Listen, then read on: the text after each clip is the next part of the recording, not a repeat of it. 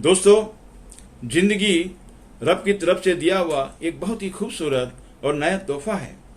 जब रब हमें यह जिंदगी तोहफे में देता है, उस वक्त इसमें सुखों की भरमार छिपी रहती है, लेकिन हम में से ज्यादातर लोग इस रहस्य को समझ नहीं पाते और दुखी रहते हैं। दोस्तों, आप सभी का स्वतंत्र आवाज पर स्वागत है।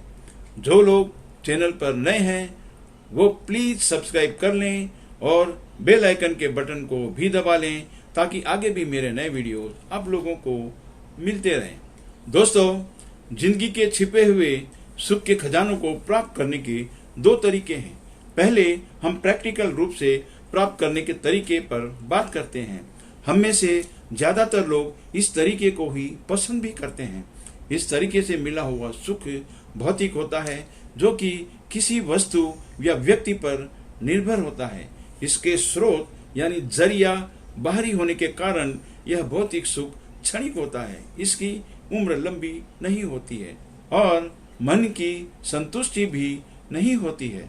जिन वस्तुओं से सुख मिलता है वो है फॉर एग्जाम्पल घर, दुकान, कार, बैंक बैलेंस एक्सेट्रा। दूसरे शब्दों में इसे धन दौलत भी कह सकते हैं। जिन व्यक्तियों या रिश्तों को हम प्यार करते हैं वो भी हमारे सुख का जरिया बनते हैं, जैसे कि महबूब या महबूबा, पति या पत्नी और या फिर औलाद। शादी से पहले महबूब या महबूबा का प्यार और उसकी यादें हमें बहुत सुख देती हैं। हमारा मन मयूर नाचता रहता है।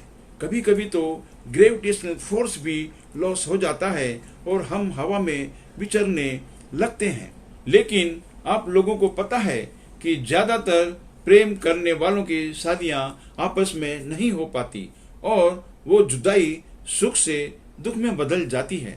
पति पत्नी भी शुरुआती दौर में आपस में काफी सुख का अनुभव करते हैं, लेकिन जैसे जैसे बच्चे पैदा होते जाते हैं, जिम्मेदारियों का पिटारा भी सिर पर बढ़ता चला जाता है और उम्र के पड़ाव के साथ साथ सुख की तरफ खींचने वाले आकर्षण में कमी आने लगती है। शारीरिक अवस्था के बदलने से लेकर स्वास्थ्य में भी गिरावट आ जाती है, जिससे चिड़चिड़ेपन से शुरुआत होती है और फिर ग्रह क्लेश का रूप लेते हुए सारी स्थितियां दुखों के सागर में बदल जाती हैं।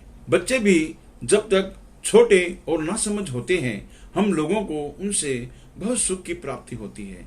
उनकी प्यारी प्यारी बातें, अदाएं, नटखटपन सब कुछ हमें बहुत अच्छा लगता है। लेकिन जैसे जैसे ज्यादातर बच्चे बड़े होते जाते हैं, उनका व्यवहार भी बदलने लग जाता है। मैं काफी लोगों को जानता हूँ जो अपने बच्चों से बहुत ज्यादा परेशान रहते हैं और कभी कभी तो दुखों की स्थितियां अपने चरम पर होती हैं। वस्तुओं के बारे में भी थोड़ा समझने की कोशिश करते हैं जिनसे हमें सुख मिलता है। इंसान अपने दुर्गुणों के कारण वर्तमान स्थिति में कभी संतुष्ट नहीं रहता है। इस ज्यादा पाने की इच्छा और कोशिश की वजह से जो उसके पास वर्तमान में उपलब्ध है, उसके सुखों से वंचित होकर दुखों को गले लगा लेता है। उस कोशिश में ज्यादा काम की वजह से आराम और नींद की कुर्बानी तो होती ही है, साथ में परिवार को ज्यादा वक्त ना देने के कारण पारिवारिक सुख में भी कमी आ जाती है और कभी कभी तो इस कोशिश में स्वास्थ्य भी खराब होने का डर रहता है। इंसान को चाहे कितना ही मिल जाए, लेकिन उसकी लालसा कभी खत्म नहीं होती और यही अवस्था उसे कभी सुखी नहीं रहने देती।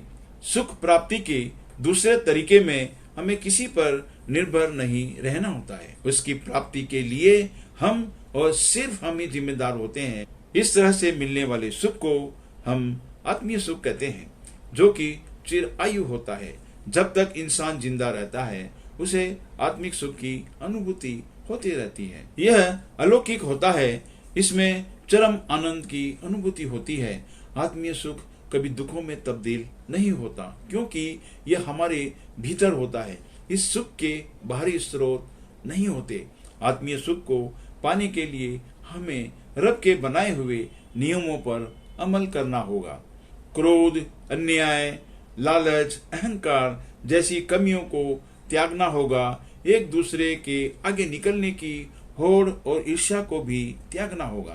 प्रतिस्पर्धा और ईर्ष्या करनी है तो अच्छे और भलाई के कामों के लिए कीजिए।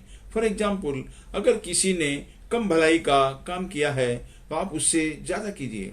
अगर कोई रब की इबादत और आराधना कम करता है तो आप उससे ज्यादा कीजिए। ऐसा करना आत्मिक सुख तो देगा ही, असीम सुख और शांति व सुख की अनुभूति का एहसास भी होगा। अंत में आप लोगों से कहना चाहता हूँ, सबसे मोहब्बत भरा हुआ बर्ताव करते हुए अपना गृहस्थ जीवन पूरी जिम्मेदारी से निभाएं। लेकिन जिस रब ने आपको पैदा किया है और इस खूबसूरत दुनिया में असीम आनंद की प्राप्ति के लिए मौका दिया है, अपने उस रब से मोहब्बत कीजिए, क्योंकि रब की मोहब्बत चिरायु होती है, अलौकिक और हमेशा हमेशा आत्मिक सुख की अनुभूति देने वाली। इसी के साथ मैं आप लोगों से विदा लेता हूं। अगर किसी को मेरा ये वीडियो पसंद आया है तो इसे लाइक के साथ साथ कमेंट भी करें और शेयर करना ना भूलें। जय हिंद।